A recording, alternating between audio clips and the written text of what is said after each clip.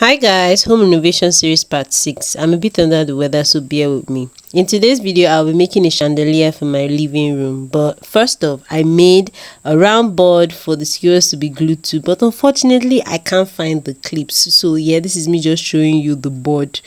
So let me take you through the process of making it. First off, I cut out a paper that was measuring the circumference of the board and started gluing skewers to it, placing them at different lengths to make it easier for me to later attach them to the board.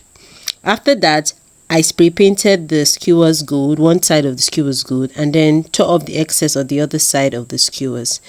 I drew a line on the skewers to determine where I will attach the board using a candle gum to attach it, and then later reinforce the top parts of the skewers to the board.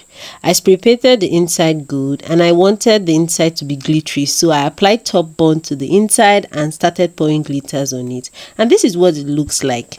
I can't remember what that white stuff is called, but that was what I used with the rope to mount the chandelier to the ceiling. And for the light, I bought the rechargeable bulb. Initially, I wanted those bulbs that are remote control operated. They're not actually bulbs. I think they are circular discs, but they are remote control operated. But when I saw the price wasn't pricing, so I had to settle for the rechargeable bulb. And I tied the rope to the bulb holder and glued it into the hole I created on the board, and I attached the rope to the white stuff I used to mount it to the ceiling, and this is what it looks like. I love the way it is.